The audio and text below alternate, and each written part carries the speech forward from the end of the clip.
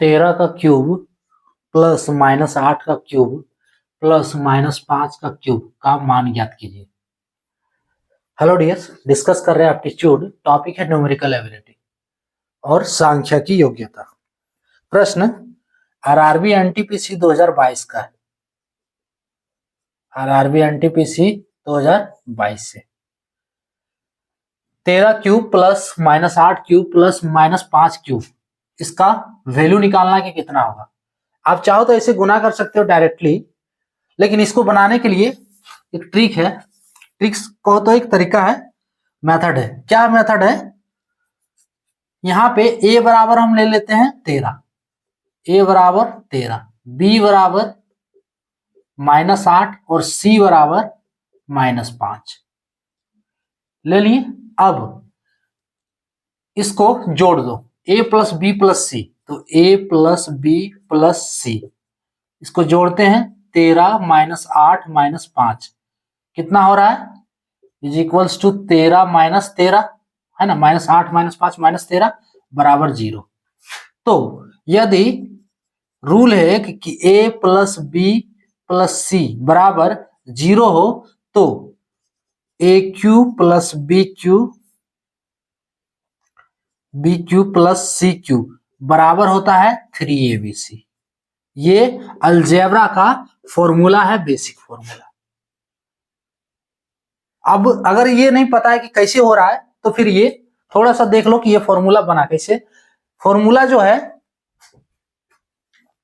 यहां पे एक फॉर्मूला क्या है कि a cube plus b Q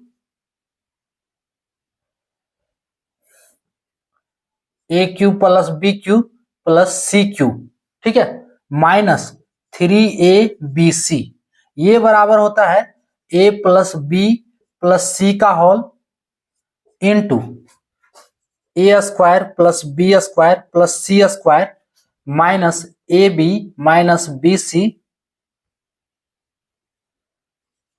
C minus c a. ये एक फॉर्मूला है ना। अब इस फॉर्मूले में देखो हम क्या बोल रहे हैं कि यदि a plus b plus c बराबर 0 हो, ठीक है, फिर से देखो, यदि a plus b plus c बराबर 0 हो तो ये फॉर्मूला जिसको आ रहा है आप डायरेक्ट सॉल्व कर लो अब, ठीक है। ये फॉर्मूला जिसको आ रहा है आप डायरेक्ट सॉल्व कर लो, नहीं आ रहा है उसके लिए है। तो ये जब 0 हो तो अगर हम इसको 0 कर दें, a plus b plus c बराबर 0, तो ये पूरा टर्म 0 होगा, यानी कि a cube plus b cube plus c cube -3 यहाँ ए बी सी होना चाहिए, ए बी सी -3abc बराबर 0। क्लियर? तो यहां से a cube plus b cube plus c cube निकलेगा क्या? यही नहीं निकलेगा, a cube plus b cube plus c cube बराबर 3abc, है ना। तो यही फॉर्मूला हम यहाँ पे यूज करेंगे, a cube plus b cube plus c cube बराबर 3abc, चूंकि a plus b plus c का वैल्यू कितना है? 0 है। देखो यहां निकाल चुके हैं। सो अब देखो ए बी सी, तो इसके रूप में यही सब है और इसी का वैल्यू हमें निकालना है। तो 13 cube plus -8 cube plus -5 cube बराबर क्या होगा? 3abc। तो 3 a के रूप में 13 गुने b के रूप में -8, c के रूप में -5,